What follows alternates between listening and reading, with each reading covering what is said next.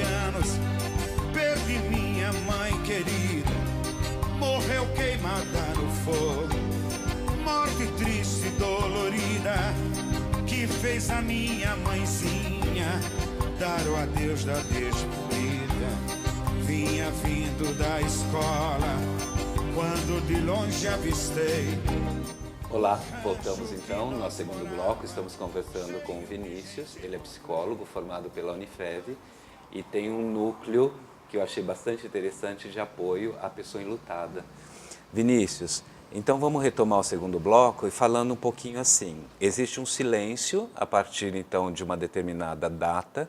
Criou-se essa questão do silêncio, de não se falar a respeito da morte. Você acha que esse silêncio ele pode ser estendido também aos profissionais da educação? Com certeza. Em que sentido? Vamos pensar, vamos na verdade colocar como exemplo um fato, né? Uma história. A criança ela chega na escola, né? Dizendo aos professores que perdeu o seu animalzinho de estimação. Sim. É um processo de perda como qualquer outro, um processo de perda significativo para uma criança. Sim. Né? Imediatamente nós ouvimos constantemente profissionais dizendo: ah, mas tudo bem, logo seu pai compra outro, né? Coloca outro no lugar. E não aproveita esses momentos extremamente significativos na vida da criança, né? Que irão marcar a sua vida, para tratar desse assunto muito delicado que é a questão da morte. Sim. Né? Então, autorizar essa criança, né, a falar o que ela está sentindo, o que ela está vivendo com a perda desse animal de estimação. Sim. Né? Dar esse espaço seguro, porque, na verdade, a escola ela é uma base segura para a criança. Sim. Né? Bowlby já dizia isso. A escola ela é um espaço seguro, né, para os nossos pequenos, para as crianças, enfim. E é nela que a criança tem que se sentir segura o suficiente para falar das suas dores. Sim, exato. Então, eu acredito que muitas vezes os profissionais acabam deixando a desejar quando surgem essas possibilidades tão singulares de tratar esse assunto com as crianças. Eu acho que também tem a questão de os próprios profissionais não saberem lidar com isso. Sim. Nós temos profissionais que, na verdade, vêm dessa formação. Na verdade, nós todos somos ocidentais, né? Sim, sim, sim. Nós carregamos esse fardo conosco de silenciarmos a morte. Nós aprendemos isso. Né? E os profissionais da educação, eles trazem, né, nessa bagagem formativa deles, né? Na verdade, talvez eles nunca tiveram a oportunidade, em seu processo formativo, de lidar com esses assuntos, de tratar desse assunto, morte, né, morte na infância, né, o luto na infância.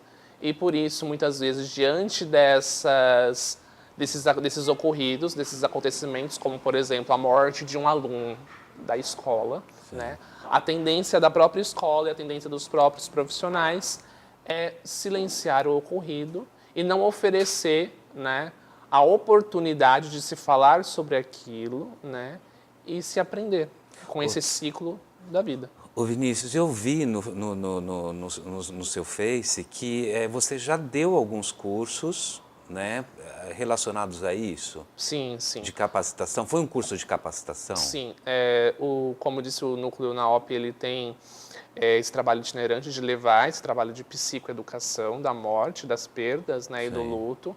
E nós demos alguns cursos de capacitação para profissionais da saúde, né, na própria Santa Casa do município, aqui de Votuporanga, para falar sobre essas questões mesmo, né? E nunca para professores? Sim, na verdade, houve propostas de algumas escolas já para que nós fôssemos levar algumas oficinas para tratar especificamente dessa questão do luto na infância, né? Mas ainda não foi concretizada nenhuma dessas propostas. Coisas. Sim. O que me preocupa hoje é com relação à morte, né, na escola. Uma é a falta de preparação exatamente tanto da escola, dos professores, dos profissionais que ali estão, como... É claro, a gente tem uma tendência a generalizar. Pode ser que haja instituições que estejam preparadas, né, para esse discurso da morte. Sim. O que me preocupa é que há uma crescente entre os alunos de acharem que a morte é legal e não terem medo de morrer. É meio confuso para mim, porque assim, quando a gente pensa na morte como um processo biológico, eu vou morrer um dia. Mas, ao mesmo tempo, nós não podemos criar, isso você me corrige se eu estiver errado, nós não podemos criar em nós o deleite de poder morrer a qualquer momento. E parece que as crianças, os jovens principalmente, eles têm essa tendência de falar assim, eu não tenho medo da morte, eu posso morrer a qualquer momento, e ninguém explica para eles um processo pelo qual se deve passar para que isso aconteça. Eu estou errado? Na verdade, isso é muito comum e pontual na fase da adolescência. Sim, na adolescência. O que me preocupa mais é essa fase. Nós tivemos aí recentemente o caso da baleia azul. Exato. Né?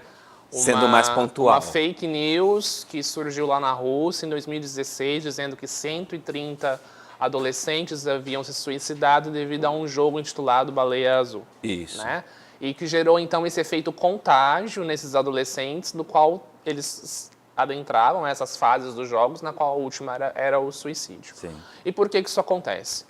O jovem, o adolescente, no caso, ele tem uma total consciência, né? Ele tem a racionalidade, ele pensa, ele tem uma consciência formada sobre o que é morte e morrer. Sim. No entanto, o adolescente, ele está numa fase de construção do seu ego. Então, ele tem um ego muito fragilizado ainda. Então, emocionalmente, ele está muito distante da morte. Ele está próximo da morte de maneira racional. Eu sei que eu sou um ser vivente, que eu posso morrer a qualquer momento. No entanto, emocionalmente, ele não pensa assim. Sim. Então, é por isso que ele sabe é por isso que ele, mesmo sabendo que correr em alta velocidade com o carro é perigoso e coloca a sua vida em risco, mas mesmo assim ele corre. Sim. E você poderia me falar assim, é engraçado, a morte morrida, a morte matada, nessas coisas que a gente tem. Morrer naturalmente é muito diferente de se suicidar? Qual é essa concepção que você tem? Extremamente diferente. Se nós formos pensar, a pessoa que chega a cometer o suicídio, a gente nunca diz que ela quer de fato morrer. Ela quer de fato matar a sua dor e nunca tirar a própria vida. Né? Então há uma diferença muito grande. Né? E principalmente no impacto de quando ocorre esse suicídio, então, de quando, de fato, há uma morte por suicídio, uma morte natural. Né? Uma morte por suicídio, ela é extremamente violenta e agressiva para aqueles que ficam. E é por isso que nós dizemos que aqueles que ficam são chamados de sobreviventes. Uma morte por suicídio, ela impacta ao seu redor, no mínimo, 6 pessoas, de forma direta. Sim. Então, são 6 pessoas que vão ter um processo de luto extremamente complicado, né? Que podem estabelecer uma relação, na verdade, um sintoma de culpa muito grande, né? E podem, né, adentrar a esse ciclo de efeito contágio que nós dizemos. Então, também partirem por essa questão do suicídio. Vinícius, e você nunca, dentro dessa concepção da morte religiosa, o caráter religioso, você estudou essas questões da concepção da morte por meio da religião? Existem várias vertentes que pensam de formas diferentes, o que você vai encontrar do outro lado, né? Particularmente o Vinícius, o que você acha disso? O que você encontra do outro lado? Então, se for partir do meu particular, eu tenho uma formação dentro da fé cristã católica. Sim.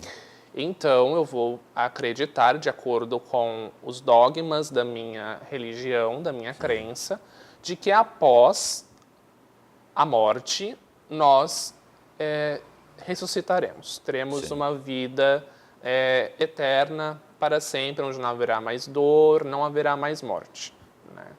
Mas sim, né? E é interessante naquela pergunta que você faz anteriormente sobre o conceito de morte, né?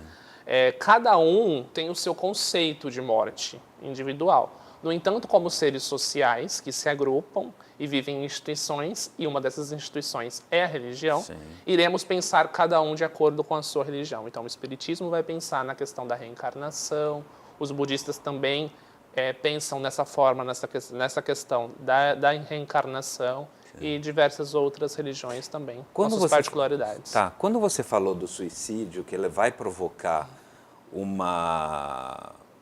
um luto ou uma dor para quem fica, qual é a sua concepção, então, para essa pessoa que quebra os vínculos que ela tem, ela deixa essa vida e quebra esse vínculo? Então, qual é a sua concepção dessa pessoa?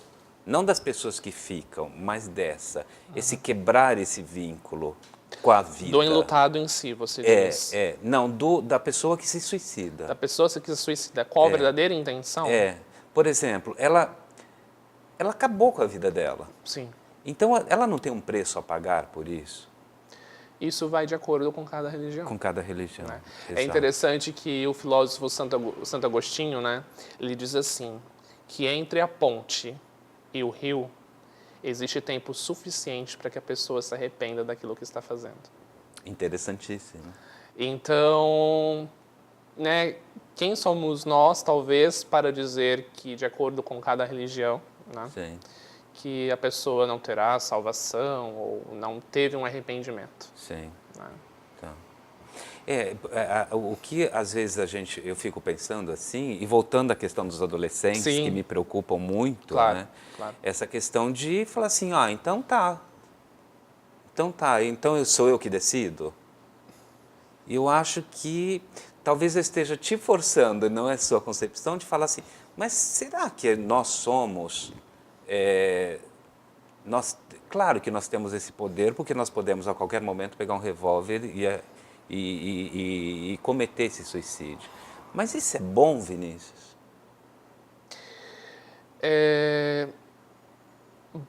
Nós somos donos das nossas próprias vidas, isso é fato. Sim. Né? Mas a pergunta está, mas será que a pessoa realmente ela quer isso para ela? Com a sua pergunta, eu devolvo a pergunta, né? Será que é isso que ela realmente quer? Então é por isso que nessa questão do suicídio, é importantíssimo nós falarmos de suicídio. Sim. Porque é uma forma extremamente eficaz de prevenirmos o suicídio. É interessantíssima a sua colocação, porque eu entendo assim, você como psicólogo, você quer tratar isso antes de que a coisa aconteça, não é? Sim.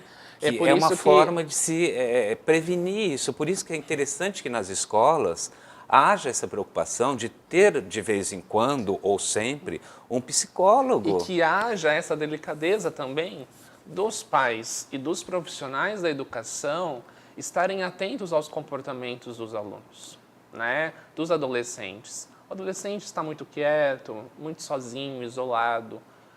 Pegamos esse adolescente chorando constantemente. Então vamos adentrar esse espaço vital desse aluno. Porque eu digo assim, que todo ser humano tem um espaço vital. Então a gente pede licença para adentrar esse espaço e acessar essa dor. Acessar a dor dessa pessoa. Né? O que você está sentindo? Né? Vejo que você está triste, que você chora constantemente. Você está pensando em alguma coisa? O que você está pensando? Para ver até mesmo se surgem essas ideias de suicídio, de acabar com esse sofrimento através da morte, porque a pessoa que se suicida, ela acha que a única solução, talvez, para a sua dor, seja a morte.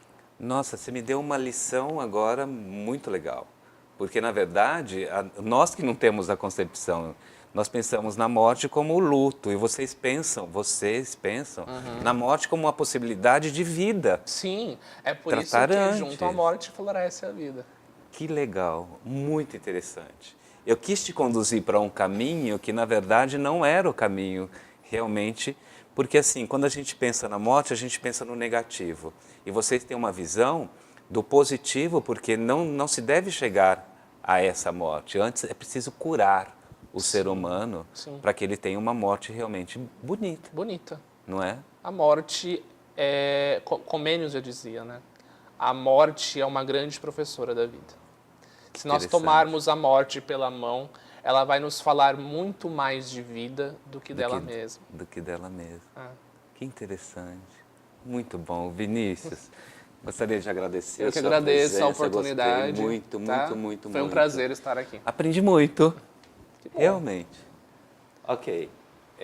Antes de terminar o programa, eu gostaria de dedicá-lo a duas pessoas muito importantes. Me desculpa, Vinícius. Sim. A duas pessoas muito importantes, que é o meu pai, que faleceu há pouco tempo, e ao pai do nosso querido produtor, editor, cinegrafista, que eu gostaria de chamá-lo aqui, do avô dele, que é o Sidney, né? Estivemos durante esse tempo muito unidos exatamente por esse vínculo, Vinícius, de morte. Então, assim, terminamos o programa hoje.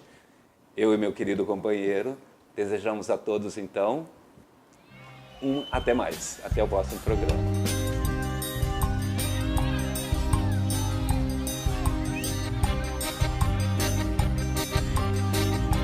Coração de luto.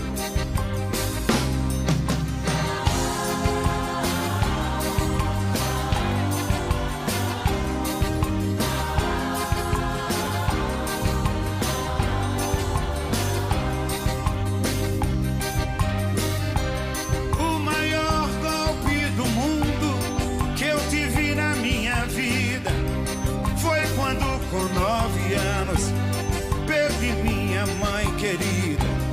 Morreu queimada no fogo, morte triste e dolorida, que fez a minha mãezinha dar o adeus da despedida. Vinha vindo da escola.